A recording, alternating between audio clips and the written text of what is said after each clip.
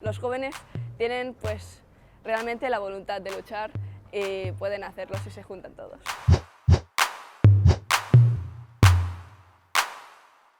Empecé a concienciarme hace algo más de un año, cuando por internet no paraba de ver cosas de los polos se están derritiendo. Empecé a preocuparme por la emergencia climática cuando en 2011 salieron unas noticias sobre grandes huracanes en el sur de Estados Unidos y muchos medios comenzaron a reportar por primera vez la emergencia climática y los devastadores efectos que tiene sobre nuestras sociedades. Y entonces vi que había un movimiento así juvenil, estudiantil, que se llamaba Fridays. Fridays for Future es una organización de jóvenes que se han juntado para combatir la emergencia climática, luchar por la justicia climática.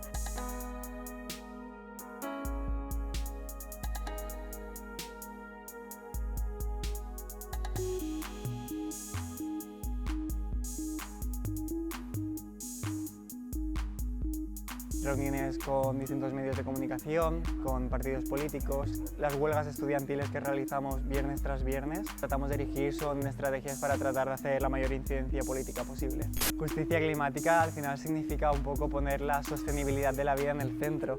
Todos merecemos tener un futuro en buenas condiciones como lo han tenido las generaciones anteriores. Alguien tendrá que pagar por los platos rotos de la emergencia climática, entonces se trata de decidir si los platos rotos los pagarán las principales empresas causantes de esta emergencia climática o si lo pagarán los ciudadanos de a pie. No puede ser que pues, haya gente que por pertenecer a una clase social u otra pues se vea más afectada por el cambio climático. Pues yo diría que los jóvenes somos los que tenemos que estar en primera línea de batalla, lo que está en juego es nuestro futuro. Los jóvenes tienen pues realmente la voluntad de luchar y pueden hacerlo si se juntan todos. Lo más importante para resolver una crisis es tratarla como tal, entonces lo más importante es que te informes y después que te organices. Todos estos cambios que debemos erigir como sociedad han de ser colectivos. Es una lucha que nos involucra a todos, nosotros somos alumnos, estamos estudiando, pero los adultos son los que ahora están en posición de poder cambiar las cosas a nivel político,